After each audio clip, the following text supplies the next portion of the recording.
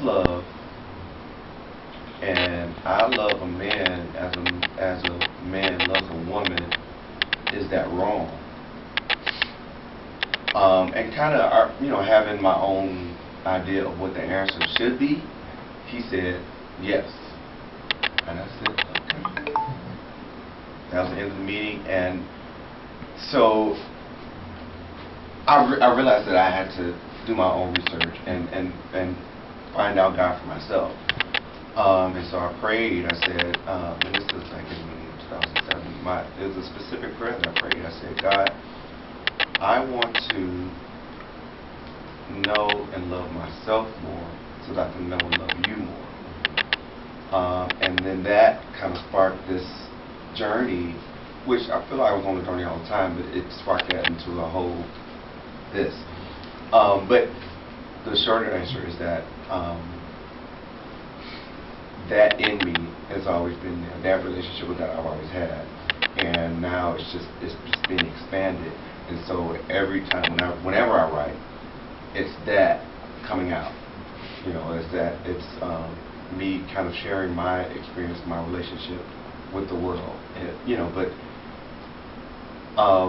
not just to share it for sharing's sake, but to in hopes that my experience could help someone else's experience.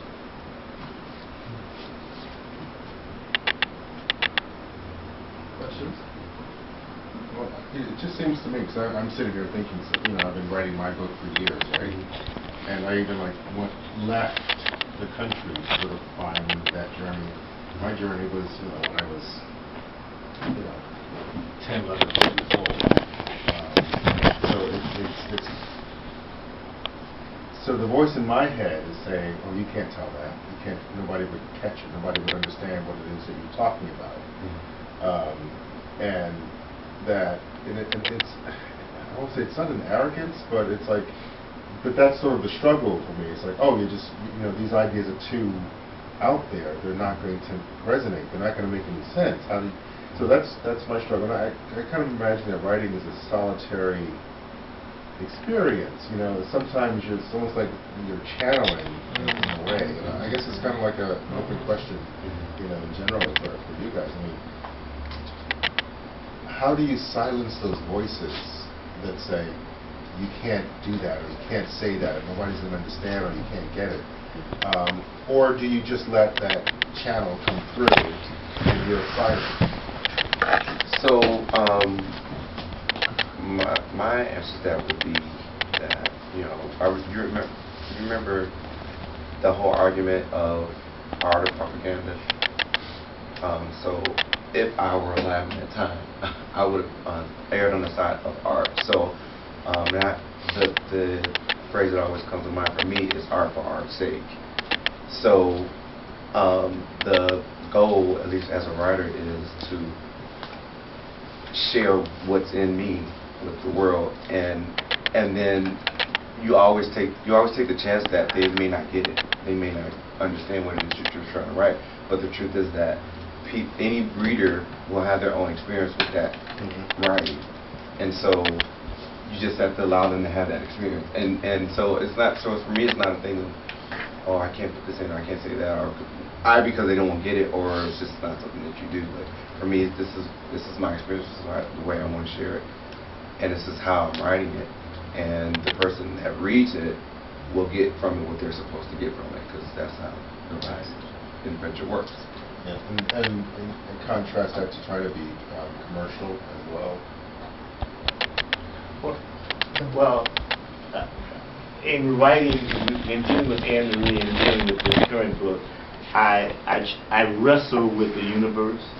I wrestle with the divine mind.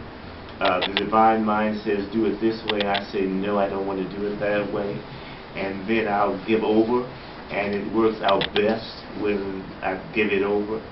But Prentice always argues with whatever, but when Prentice gets out of it, then it turns out better, period. And that's in life.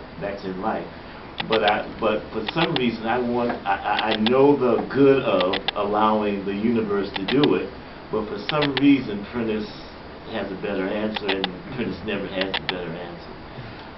but it's the wrestling. I had not been concerned, and so far I'm not concerned with the greater audience and the selling, and as a result of that, as I said before, at least I had gotten to Hollywood, and somebody had thought about it, but I'm not going to consider the greater audience. I'm just not going to do it. One person asked me one time, a female, since she's a lesbian, and she said, well, in this book, your Jerome is, the gayness is kind of a subset. And I said, well, but that's how it was given to me. And she said, well, what about the next book? What about, is a gay character a subset also? And I said, yes. And so she said, well, and then she said, well, are you a gay male? I said, yes. And so she said, well, why aren't you writing something that's gay? It's not been given to me. I don't, it just, I don't want to go against the grain. I'm afraid to go against the grain. It's just not coming that way. And when I try to go against the grain, it doesn't work out. And I've had 4 or 5 pages of stuff that I didn't want. But when I go what the universe tells me to do, and I do practice good mental health, but I mean, if I can answer real quick. Well, a couple of things. One of my favorite teachers in my master's, she's Kelly Norman Ellis, Dr. Kelly Norman Ellis out of Chicago State. One of the things she said was that you get to writing and you always get to this thing of what you hesitate to write about because you're scared, whatever. And she's always been like, write that. But somewhere in there, she was also explaining to us, everything you write is not going to be shared. And you think about it when you're writing your rough draft, you're going to come back and change some stuff. But another thing I look at too is that I guess we had this desire to make it perfect from the get-go.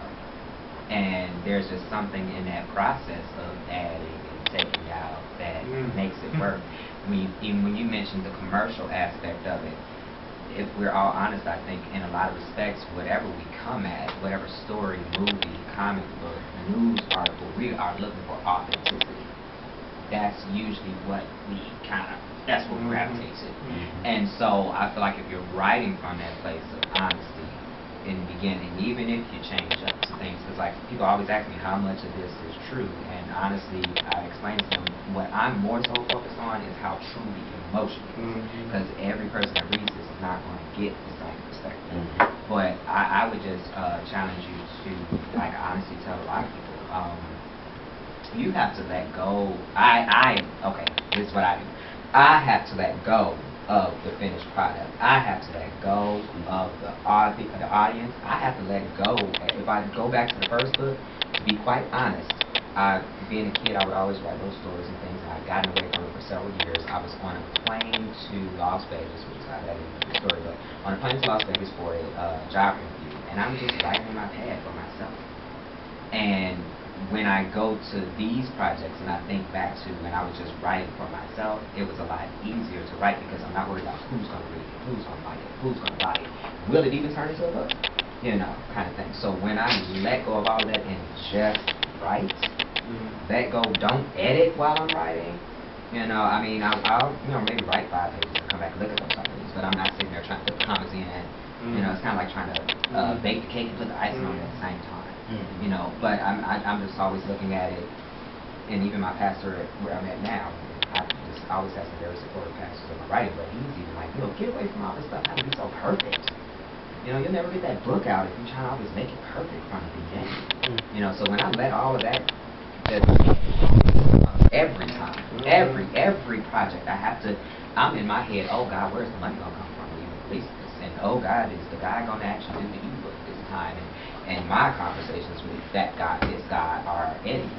That's none of your business. My mantra lately has become, I will write, he will sustain. I leave all that business stuff, at least on the shelf. Because let's be fair, you can't do labels and covers and logos without product. So just write it. Just write it. last bit, and I'm sorry for being so long, but one of the things that I do, and it actually confirms for me what I'm doing, I find at least 3 trusted friends when I'm writing a draft. And I shoot it to them. People I know that will read it, not people that's going to host or send an email. They read it, and I look, coming again, commonalities. What do all 3 of them say they're going to get? If one person doesn't get it, but the other 2 do, and I kind of think even who they are individually, I might change it. If one of them doesn't get it, the other 2 do get it. Well, sister girl, you're just going to have to raise your consciousness. We're going to keep this the way it is. So I would argue that you write from your place of authenticity. We've heard it several times that you don't dumb things down.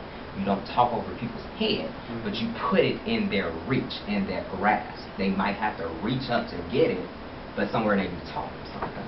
So, brother, if you feel like it might be over their head, well, maybe it's over somebody's head, maybe it's not over anybody else's head. Don't think about any of the business. Write your story. Write your story. May I quickly also share that in your writing, and before you have someone edit it for you or look it over, please copyright first. Even if it's not anything even if there are mistakes in it, the like, please own it first. I've heard of too many horror stories where people have had someone to edit for them, and then all of a